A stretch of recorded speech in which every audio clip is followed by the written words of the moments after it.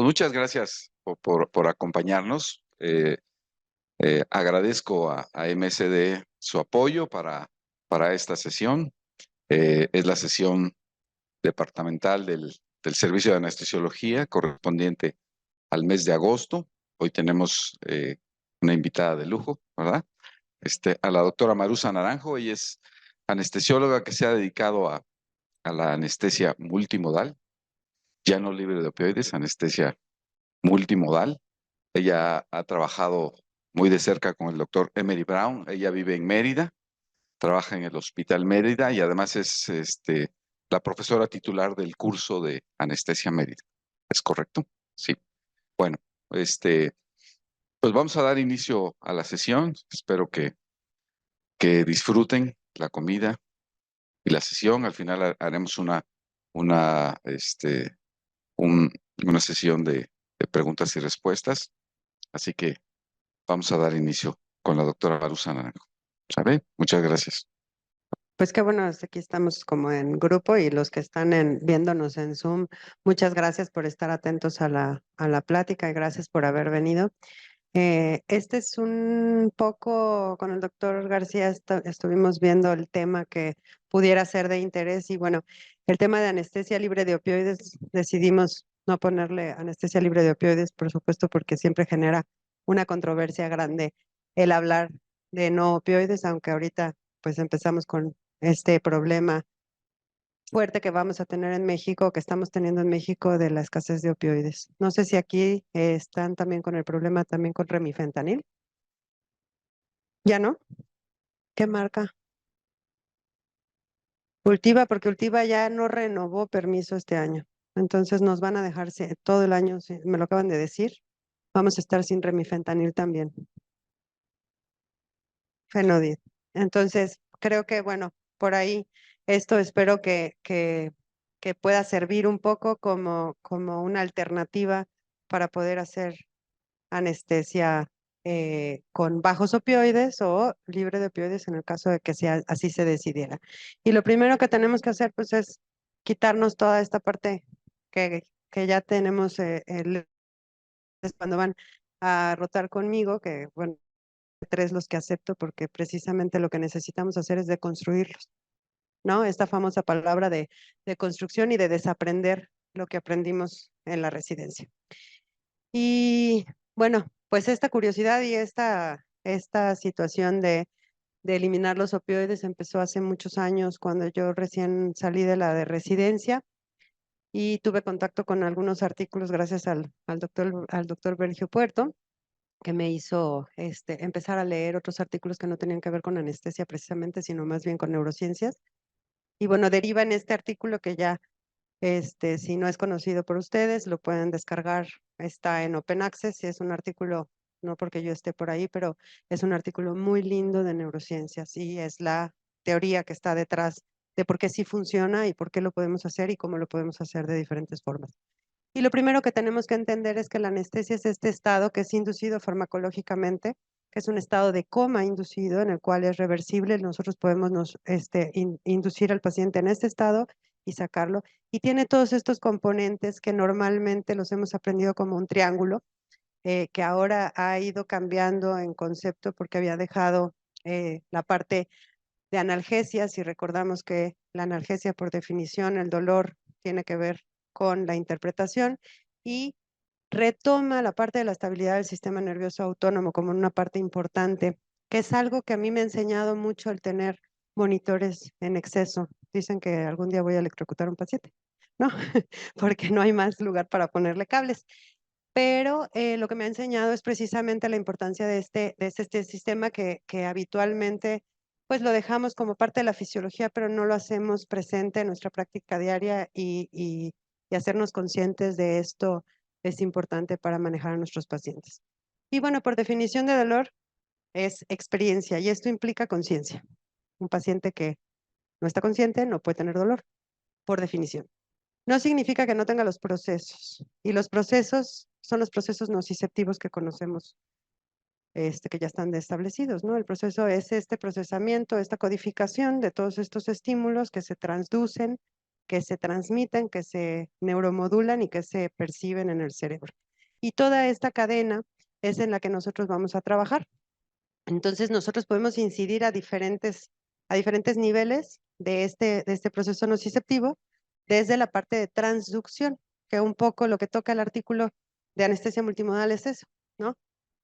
Por ejemplo, administrar AINES a nivel periférico tiene una razón de ser y es trabajar en este proceso de transducción que muchas veces no recordamos la parte de anatomía patológica de la herida quirúrgica, en donde recibimos esta estimulación, pero no la hacemos consciente en el paciente cuando estamos nosotros atendiendo a un paciente quirúrgico. Entonces, siempre existe este paso de la fisiología que es importante recordar.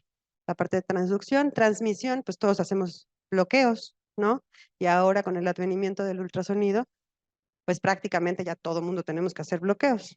Esa de la subespecialidad de anestesia regional no debe de ser subespecialidad, debe ser obligatorio de todos los anestesiólogos poder establecer una anestesia regional guiada por ultrasonido segura a nuestros pacientes y ofrecer este beneficio.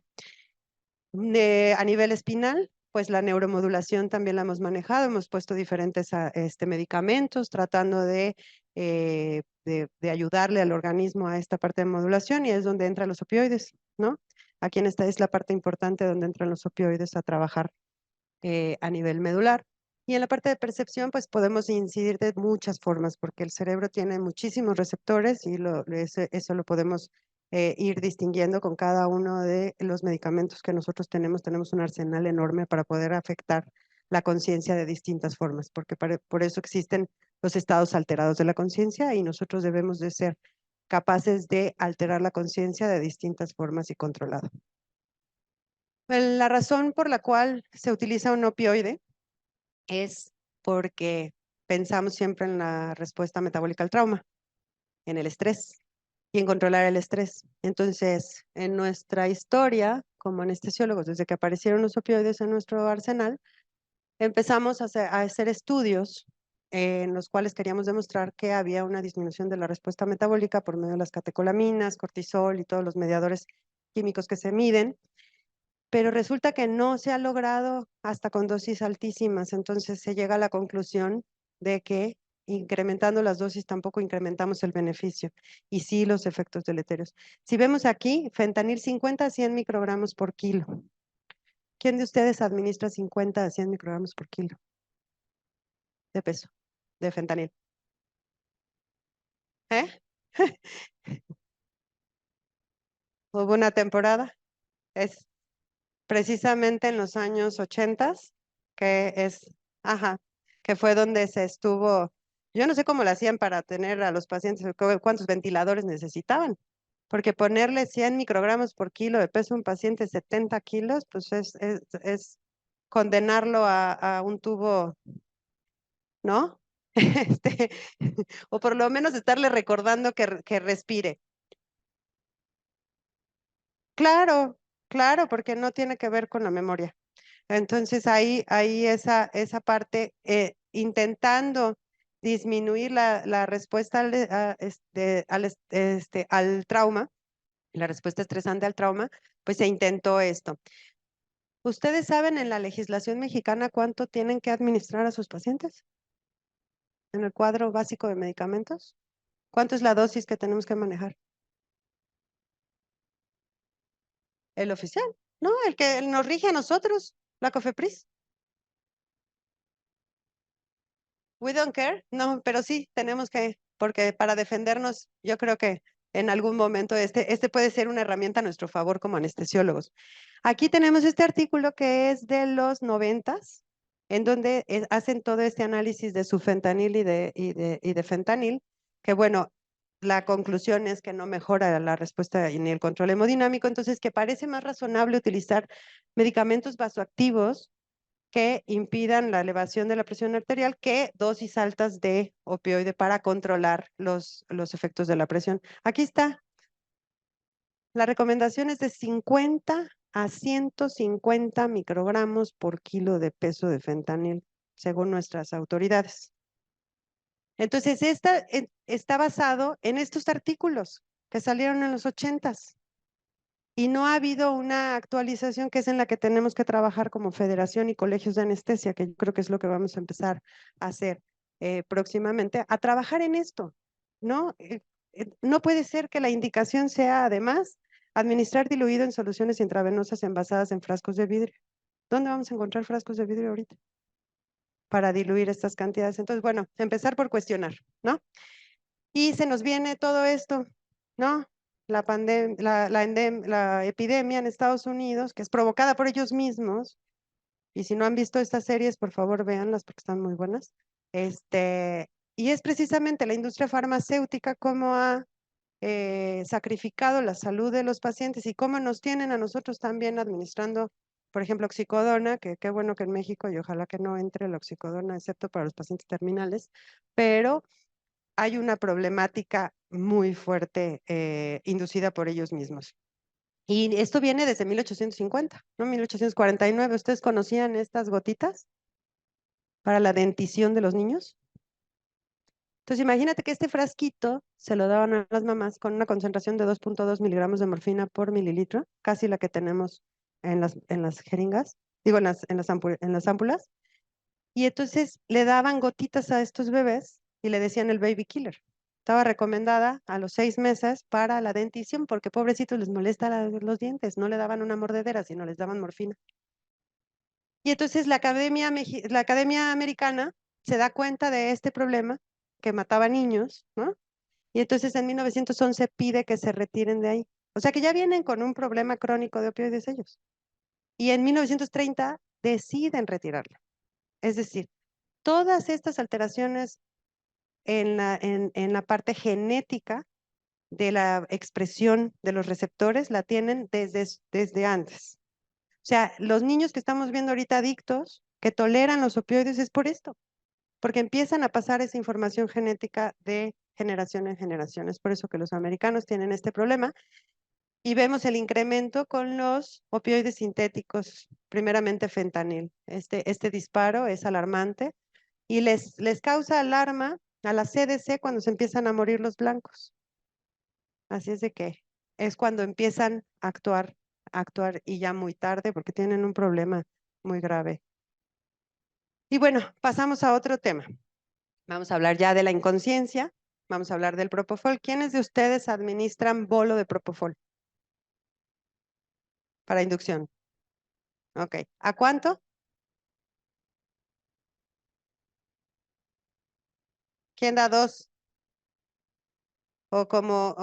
¿Quién da dos? 1 a 2, bueno, ya le van medio bajando. 1 a 2. Y cuando yo estaba en la residencia eran 2.5 o 2, ¿no? Y entonces cargabas, le tocaba al paciente de 70 kilos, pues cargaba 140, o sea, que te le tocaban 140, pero pues tenías cargados los 200. Entonces el doctor te decía, ¿sabes qué? Pues pásaselo, ya que tanto es tantito, pues échale toda la jeringa, ¿no? Y entonces le pasábamos toda la jeringa y lo que tenemos que ver es nuestra concentración plasmática o nuestra concentración, pico de plasma. Y esta simulación la hice para precisamente ver cómo se comporta el bolo que nosotros administramos de propofol para producir este estado de inconsciencia en el cual aquí le pusimos creo que 2 miligramos o 2.5, no, sí, 2.5 miligramos. ¿Y en cuánto tiempo ponemos el bolo? 30 segundos, ¿no? 70 segundos. Bueno, aquí podemos ver el pico, ¿eh? Aquí podemos ver el pico máximo que tenemos a los 30 segundos. ¿Alcanzan a ver? 42. 42. Y si nosotros nos regresamos aquí, el rango de concentración plasmática en el cual tenemos un efecto terapéutico, o esto que se llama ventana terapéutica, pero que en realidad pues es nuestro efecto terapéutico, es de 1.5 hasta 5. Y nos fuimos a 44 en un punto, en un momento. Y esta es una simulación, así nada más, bueno, claro, en exageración, porque si utilizan 1.5, pero igual hagan la simulación y van a darse cuenta que pasado el tiempo, miren, casi a los 3 minutos estamos en 13.9. Y si nosotros nos regresamos a este rango, nos damos cuenta que arriba de 5, es decir, en esta área, empezamos con bradicardia, hipotensión, colapso circulatorio y todos los efectos adversos que no queremos. Si yo recuerdo en la residencia era, córrele, ponle efedrina, córrele, no ponle atropina, no le abras al gas, espérate a que corten, porque eso lo hacíamos nosotros farmacológicamente. Es decir, nosotros tenemos que conocer nuestros fármacos y así lo aprendimos y así lo vamos a seguir haciendo si es que no tenemos este proceso de reaprender nuestra propia farmacología. Entonces, empezamos con este tema de la inmovilidad. Yo recuerdo haber leído mucho en un grupo que no voy a decir el nombre, pero por ahí anda en la red de correos electrónicos, en el cual se discutía el tema de quién pone relajante para intubar. Y yo soy muy bueno si no pongo relajante. Soy el mejor porque entonces pues duermo bien a los pacientes y no necesito relajante. Pues resulta que la concentración anestésica que nosotros requerimos para entrar en la ventana terapéutica o en el rango terapéutico del propofol de inmovilidad o del gas anestésico, que por su definición es esta, en inmovilidad necesitamos una concentración casi 3 veces mayor a la que necesitamos para producir inconsciencia. Entonces, lo que nosotros estamos haciendo al producir inmovilidad solo con un anestésico es sacrificar el cerebro del paciente, ¿no? Y bueno, sacrificar el cerebro del paciente depende de qué paciente sea. Si es un paciente joven que tiene mucha tolerancia al medicamento, pues a lo mejor no va a pasar nada. Pero si es un paciente muy sensible, porque farmacológicamente cada cerebro es diferente en sensibilidad, entonces vamos a dejar a este paciente en una ausencia de actividad eléctrica cerebral que sí va a repercutir en su despertar. Estamos más cerca cuando producimos inmovilidad con un anestésico nada más en llegar a la respuesta cardiovascular que de la amnesia, que es lo que nosotros queremos o por lo que nosotros utilizamos estos medicamentos. Entonces, hay que usar relajantes musculares, hay que utilizar bloqueadores neuromusculares, que es la palabra correcta, ¿no? Entonces, este es mi amiguito que siempre me ayuda a las clases en el quirófano. Es muy divertido. ¿Qué nos mejora? Nos mejora la vía aérea. Estos son los casos así normales en Yucatán. En Yucatán todos están chiquitos, gorditos, con el cuello corto y boca así pequeñita. Y entonces es un problema para la ventilación. Y los opioides, precisamente esa fue la razón por la cual empecé yo con la anestesia baja en opioides y luego terminé en la parte de sin opioides, pero porque estos pacientes tienen mucha susceptibilidad, tienen muchas náuseas, mucho vómito, tienen apnea obstructiva del sueño y entonces queremos evitar esto. Y si a eso le aunas que tienen vías aéreas difíciles y que nosotros no queremos poner un bloqueador neuromuscular, porque esa era la enseñanza en la escuela, ahorita el algoritmo de la vía aérea, gracias que cambió, y ahora tienes que ponerle un bloqueador neuromuscular para mejorar tu ventilación con máscara. Y entonces toda nuestra instrumentación de la vía aérea y toda nuestra actividad para poder nosotros instrumentar la vía aérea y para poder mejorar, por ejemplo, las condiciones de la cirugía de los pacientes, pues hacen más segura nuestra cirugía. Entonces, no es lógico utilizar una cantidad muy grande de un hipnótico o de un anestésico intravenoso o inhalatorio para producir inmovilidad cuando tenemos la gran ventaja de los bloqueadores neuromusculares que los podemos utilizar para todo. Eso y aprender a monitorear, ¿no? Porque me ha pasado mucho que llegan los residentes y me empiezan a ayudar a colocar los electrodos para poner el tren de 4 y lo ponen en el radial. Es un error común, ¿no? Y entonces nos tenemos que regresar a la anatomía. Por eso digo que el monito me ayuda mucho en las clases porque lo podemos nosotros enseñar en la parte de anatomía. Entonces, ¿qué es lo que sale en las guías ahora? En las guías ahora, si no las han descargado, descárguenlas. Digo, la verdad es que los que ya utilizamos Tren de 4, utilizamos Sugamadex y utilizamos Rocuronio, pues prácticamente esa es la rutina, ¿no? Y es lo que recomiendan, ya es lo que se recomienda la neostigmina en ciertos casos muy específicos, pero les recomiendo que la vean, está interesante lo que se propone ya. Entonces, se recomienda el uso del monitoreo en el pulgar y el nervio cubital. Esa es la recomendación, no se recomienda en otra zona, a menos que sea prácticamente imposible. Y aquí vemos anatómicamente cómo el cubital inerva la parte del flexor y por qué es importante el acelerómetro ponerlo en el sitio correcto para poder valorar esa actividad. Entonces, ¿qué es lo que necesitamos? Tener un paciente inconsciente, tener un paciente con su proceso antinociceptivo cubierto, tener un paciente con la parte de movilidad cubierta, porque recordemos que el movimiento no tiene relación con la conciencia, más bien no tiene relación con las estructuras cerebrales.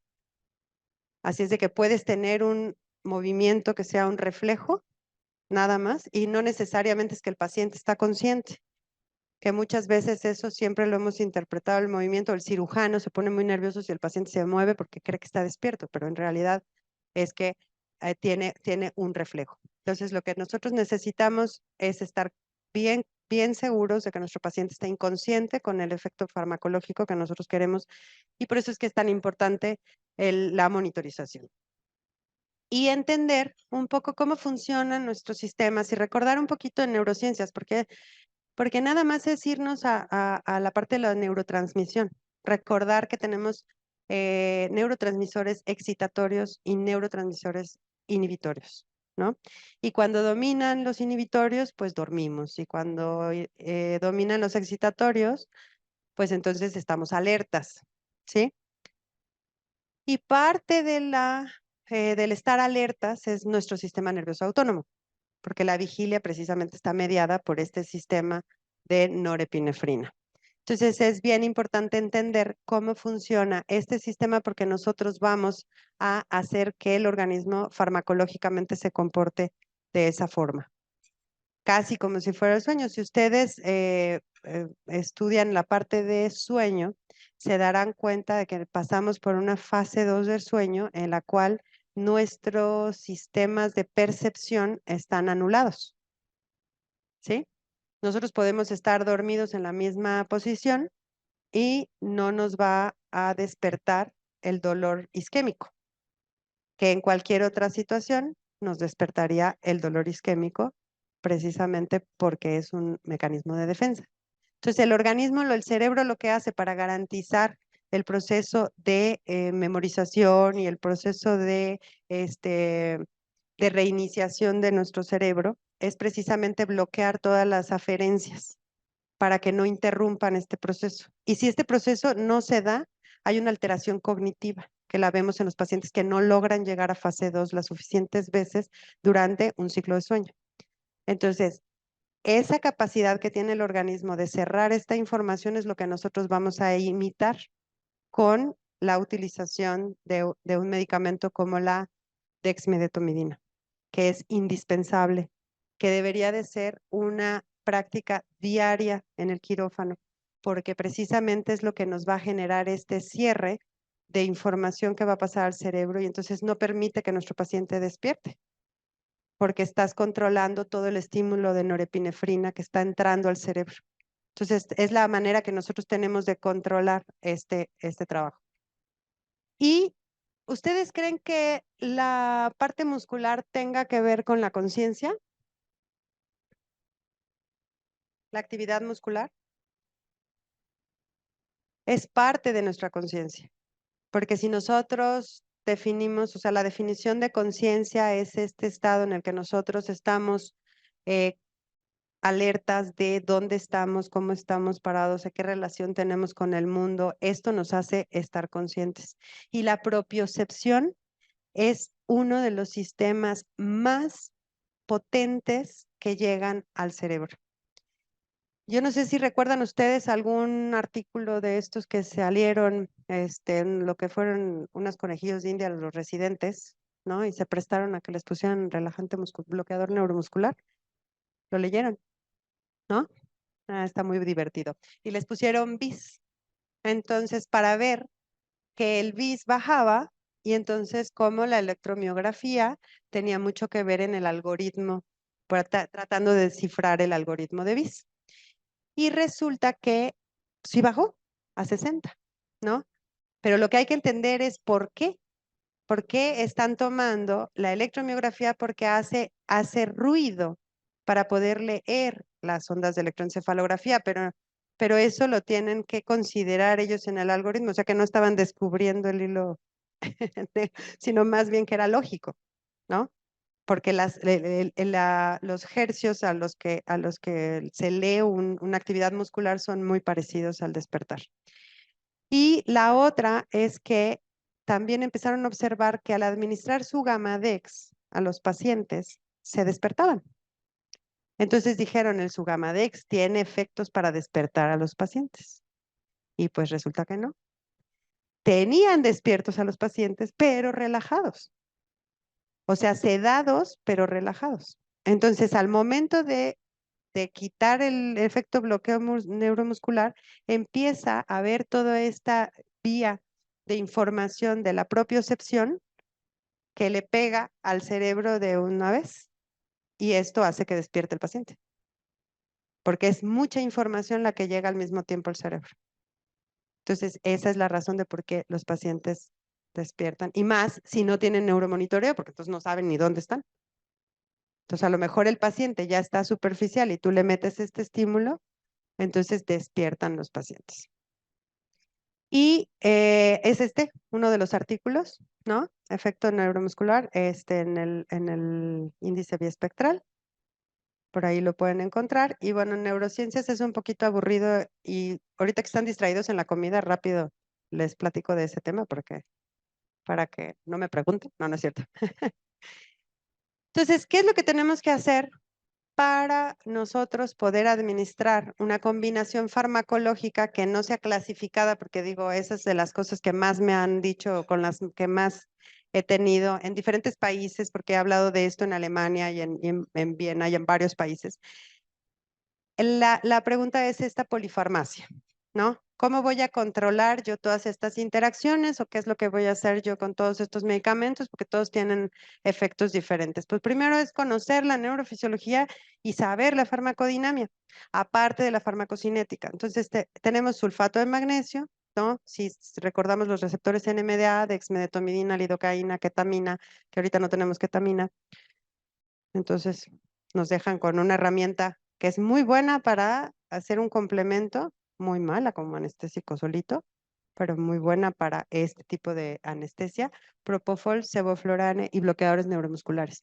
Ahora, la definición de los gases anestésicos, esta definición que yo creo que deberíamos de poner en duda todos los anestesiólogos después de saber neurociencias, es ¿por qué definimos una anestesia con una concentración alveolar mínima necesaria para que el 50% de los pacientes no se muevan? Si estamos viendo que el movimiento no tiene que ver con estructuras cerebrales y estamos viendo también que el movimiento está por encima del cerebro hace mucho tiempo, creo que deberíamos de empezar a cuestionar por qué seguimos hablando de CAM, un CAM y dos CAM.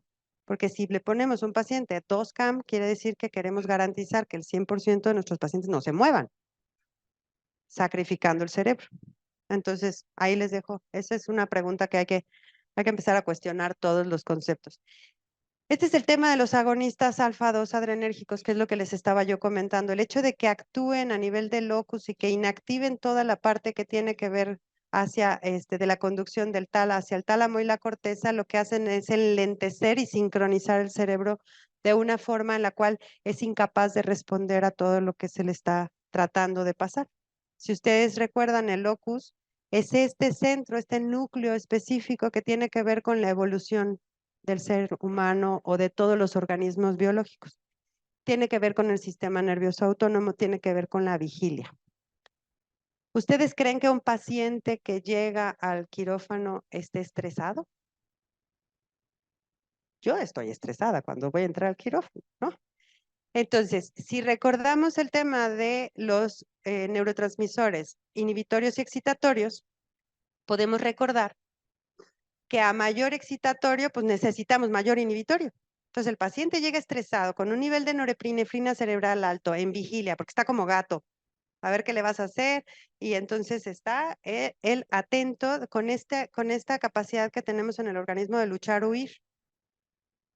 Hay unos que van a luchar porque te van a ser agresivos contigo y hay otros que van a intentar huir porque te van a querer quitar la mano para todo. Entonces, si detectamos un paciente que tiene ese nivel, ¿qué herramientas tenemos nosotros para bajarle ese estrés? Se han utilizado benzodiazepinas, las cuales no funcionan porque no tienen ese efecto, sino tienen un efecto más GABA, que es un inhibitorio. ¿Cuánto de benzodiazepinas necesitamos? O sea, si tenemos un nivel excitatorio acá, ¿cuánto de benzodiazepina necesito yo para pasar por encima de ese nivel? En cambio, la dexmedetomidina va a actuar sobre el locus, específicamente disminuyendo la norepinefrina cerebral y diciéndole al organismo, tranquilo, solo es un bisturí, no pasa nada. Eso es lo que hace. Si ustedes observan a los pacientes en terapia intensiva, los pacientes en terapia intensiva están con el tubo, con la ventilación, con los catéteres y están dormidos. Y tú te acercas a ellos y abren los ojos. Para ellos no es una amenaza un tubo en la garganta.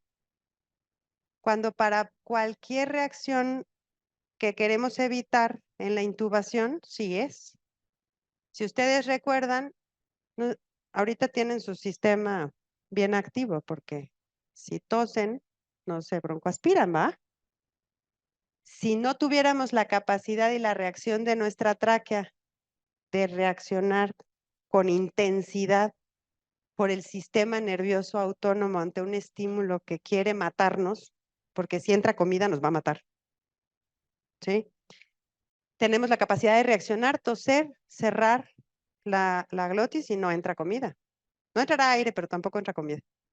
Un ratito sientes que te mueres y luego ya pasa eso. Y hay una descarga adrenérgica. Entonces, ¿por qué queremos nosotros ponerle fentanil a un paciente a una reacción del sistema nervioso autónomo? Tratemos al sistema nervioso autónomo. Por eso es que es más efectivo para la laringoscopía una lidocaína o una dexmedetomidina o incluso esmolol para evitar esta reacción adrenérgica a un estímulo que te quiere matar. Entonces, el paciente que está en terapia intensiva, que está con el tubo, pues para él no es un riesgo. Ahí está el tubo, está padre. ¿Por qué? Porque le estamos diciendo a su sistema nervioso autónomo por medio de la dexmedetomidina que no hay problema. Y eso es lo que pasa con el paciente que entra a quirófano. Si nosotros lo premedicamos, nosotros hacemos mucho dexme subcutáneo. Si nosotros premedicamos a este paciente o dexme intranasal, va a llegar y vamos a utilizar una dosis. Yo he observado más o menos que como un 50% menos de dosis de propofol se requiere para producir efecto a nivel cerebral, medido con TCI y monitoreo, porque y monitoreamos todo hasta las sedaciones. Entonces, el efecto que tiene la Dexme sobre este circuito específicamente de defensa nos va a ayudar a nosotros, es una herramienta indispensable con la cual podemos manejar. Y está demostrado en este maravilloso artículo, que es un artículo que salió en el 2008, que es de Franks, que es un artículo maravilloso, si pueden obtenerlo, léanlo. La verdad es que es muy lindo y si no, me mandan un mensaje, se los mando. Toda la información, esto es lo que hace el sueño en nuestro organismo. Toda la información se bloquea a nivel de locus. Y entonces hace que el tálamo y la corteza se comuniquen y haya un reinicio o este procesamiento el cual permite la memorización y la discriminación de todo lo que experimentamos durante el día. Y entonces, esto es lo que nosotros tratamos de imitar, ¿no?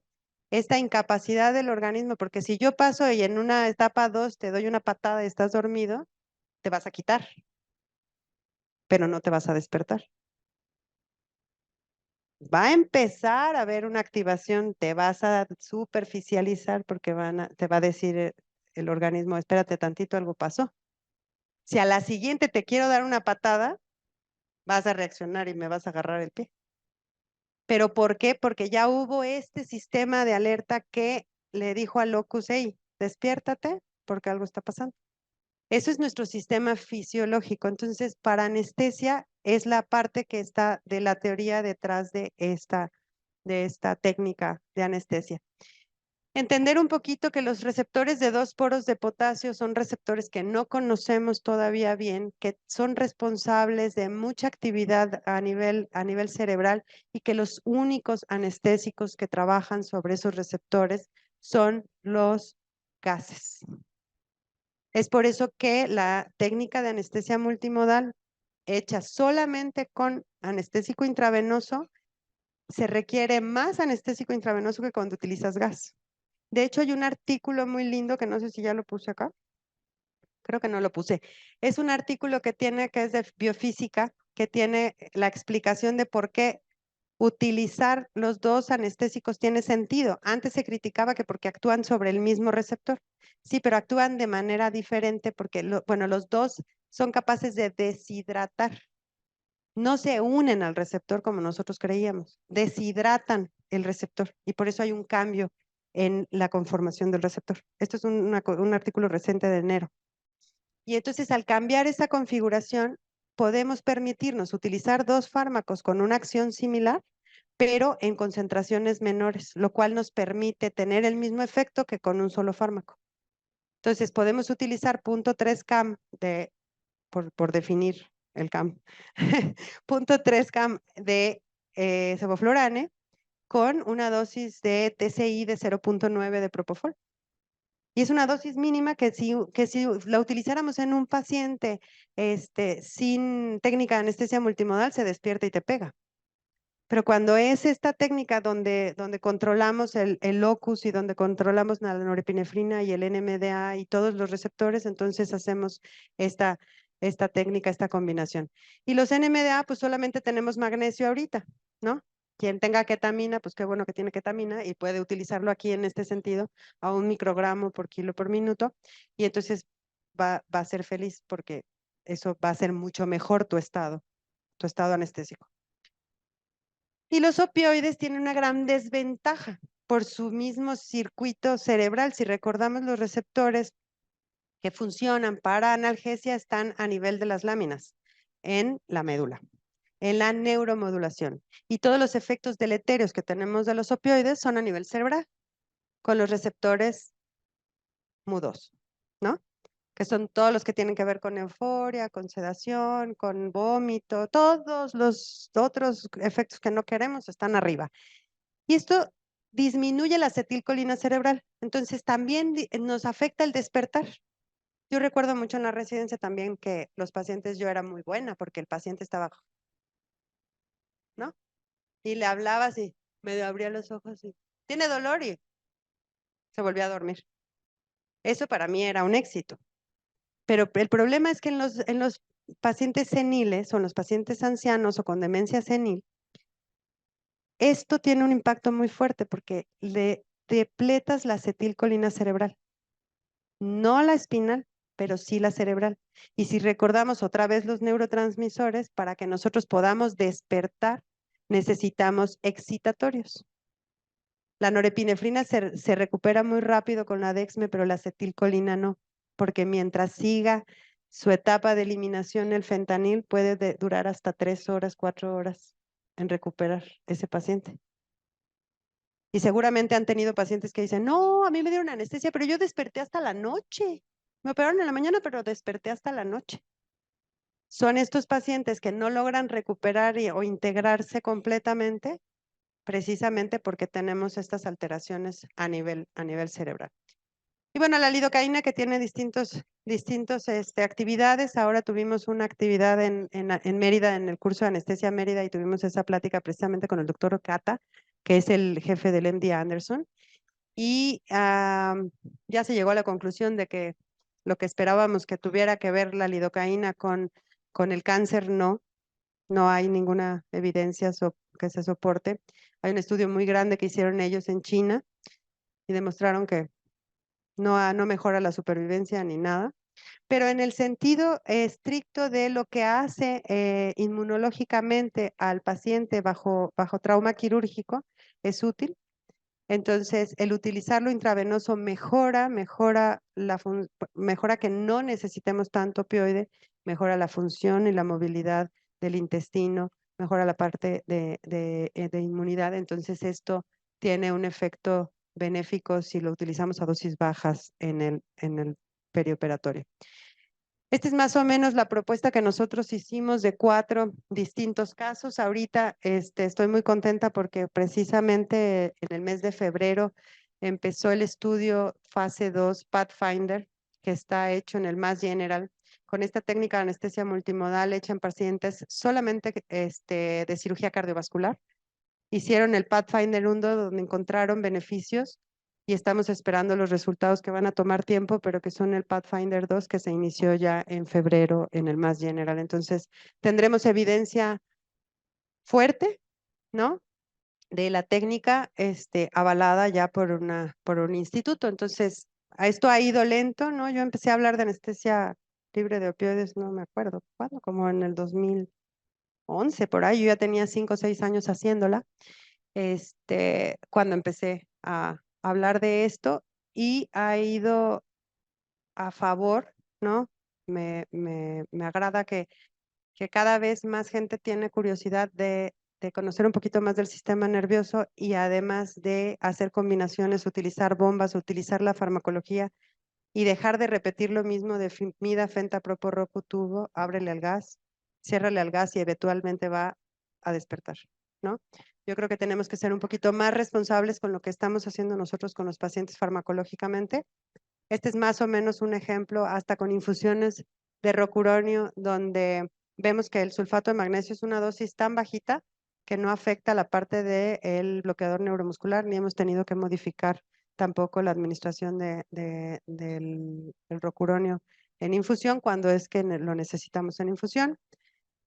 Esta es mi abuelita, ¿no? Es uno de los casos más difíciles que he tenido que tratar. Venía de Morelia, tiene 92 años, es hipertensa y estuvo toda la cirugía con esta frecuencia cardíaca.